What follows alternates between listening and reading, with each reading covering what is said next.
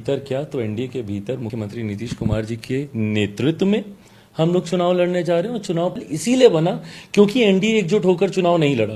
Party के कार्यकर्ता की और हर पार्टी के कार्यकर्ता की होती भी है। बिहार में चिराग पासवान लगातार सुर्खियों में रहते हैं। उनका हर एक स्पीच वायरल हो जाता है क्योंकि हर कोई उनको एक अलग तरीके से देखते हैं, एक बड़े नेता के रूप में उभर भी रहे हैं। और सरकारी एजेंडे के माध्यम से बिहार फर्स्ट बिहारी फर्स्ट को धरातल पर उतारने की सोच के साथ आगे बढ़ रहा हूँ। बिहार में जिस तरह से 5 सीटें लेकर के 100% स्ट्राइक को मेंटेन किया है, इसलिए वो ज़्यादा फेमस है, ज़्यादा ट्रेंड है। और उससे भी बड़ा कारण निकल कर आता है कि वो मोदी भक्त हनुमान है, अपने आप को हनुमान की संज्ञा देते हैं। इस वजह से वो मोदी के सबसे करीब रहने के कारण से भी ज़्यादा ट्रेंड में आते हैं। हालांकि मोदी की अगुवाई वही कर रहे हैं। जब मोदी आते हैं तो उनके से मिलने, उनको गाइड करने, उनके साथ चलने, एयरपोर्ट तक पहुंचते हैं और उनको रिसीव करते हैं। यह भी एक बात की झलक दिखाता है कि असली में हनुमान वही है जो मोदी के आने से पहले एयरपोर्ट पहुंच करके उनके स्वागत में खड़े रहते हैं और फिर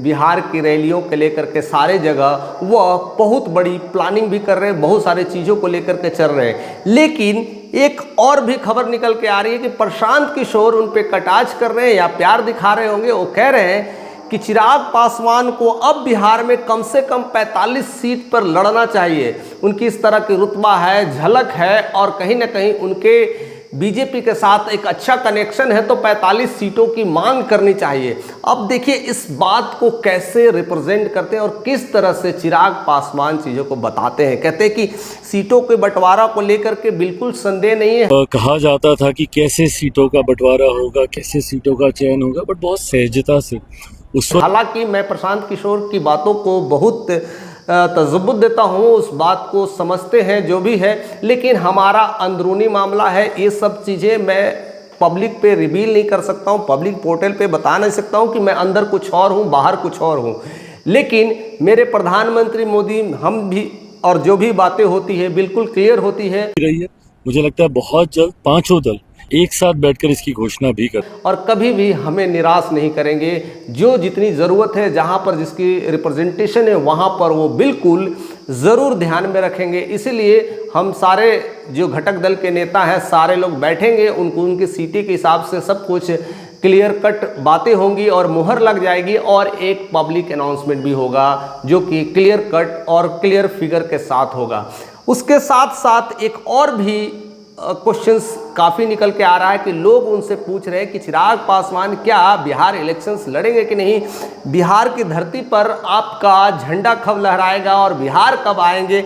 इस बात को हमारा लक्ष्य है कि लोकसभा की तरह इस बार भी हम लोग का स्ट्राइक रेट बेहतर रहना लेकर के कहीं ना कहीं चिराग पासवान फिर से जवाब देते हैं कि देखिए ये सब सारा मामला पार्टी के है और पार्टी कार्यकर्ता पे ही डिपेंड करता है। और सारे पार्टी अगर मेरे को चाहते हैं, खास करके मेरे पार्टी अगर इस बात को लेकर के समझते हैं कि मेरा वहां आना ज़रूरी है तो मैं ज़रूर आऊँगा और सारे पार्टी कार्यकर्ता डिसाइड करेंगे। ऑलरेडी अभी सर्वे का काम चल रहा है और बिहार के सर्वे के बाद पता चल जाएगा कि मेरा रिप्रेजेंटेशंस कितना है। अगर लगता है कि मुझे आने से विधानसभा की सीट पर चुनाव लड़ने से मेरे पार्टी को एक नेक्स्ट लेवल पे ले जाया जा सकता है, एक बहुत बड़ा फ़ायदा होने वाला है, तो मैं पार्टी के लिए कुछ भी करूँगा। मंत्रिमंडल तक मैं छोड़ दूंगा, मंत्री पद तक त्याग दूंगा और पार्टी के लिए बिहार में कूद पड़ूंगा। ऐसी भी बातें करते नजर आ रहे हैं। यानी बहुत कुछ अभी बचा है, यानी चेंज, परिवर्तन आने जाने का समय अभी भी दिख रहा है क्योंकि